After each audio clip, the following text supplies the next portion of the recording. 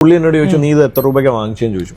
ഞാൻ പറഞ്ഞു 20 രൂപയ്ക്ക് വാങ്ങിച്ചു. പുള്ളി ചോദിച്ചു ഇത് ഉണ്ടാക്കുന്നതിന് മേക്കിംഗ് കോസ്റ്റ് എത്ര അറിയാൻ ചോദിച്ചു. ഇല്ലെന്ന് പറഞ്ഞു. ഞാൻ പറഞ്ഞു പുള്ളി പറഞ്ഞു എന്നോട് ഇതിന്റെ 1 ലിറ്ററിന്റെ ബോട്ടിലിന് 1 രൂപ, വെള്ളം ഫ്രീ ആയിട്ട് എത്തുന്നു, അത് ഫിൽട്ടർ ചെയ്ത് നിറയ്ക്കുന്നതിന് 1 രൂപ, ഇതിന്റെ ലേബലിനും അടപ്പിനും 1 രൂപ, മാർക്കറ്റിങ്ങിനും അതുപോലെ ട്രാൻസ്പോർട്ടേഷനും കൂടെ 2 രൂപ, മൊത്തം 5 രൂപയിൽ പരിപാടി കഴിയും. അവര് വിൽക്കുന്നത് 20-25-നും. പിന്നെ അതുപോലെ തന്നെ നമ്മൾ എയർപോർട്ടിലാണെങ്കിൽ 60 രൂപ, അതിലും കൂടുതലാണ് വിൽക്കുന്നത്. പുള്ളി അവന് സ്കാം ആണെന്നുണ്ട് പുള്ളി പോയി.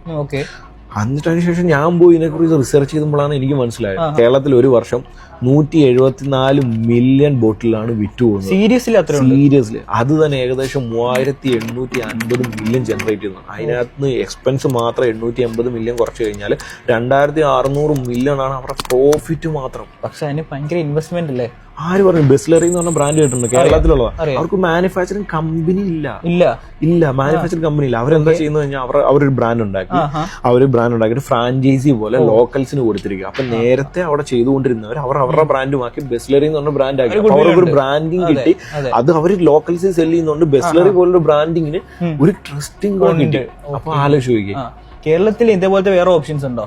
പിന്നെ എത്ര നീ ലിങ്ക് എന്ന് കമന്റ് ചെയ്യും. 10 ഓപ്ഷൻ അടിപൊളി, ഏറ്റവും കുറഞ്ഞ പ്രൈസിന് തുടങ്ങാൻ പറ്റുന്ന 10 ഓപ്ഷൻസ് ഞാൻ നിങ്ങൾക്ക് അയച്ചു തരാം.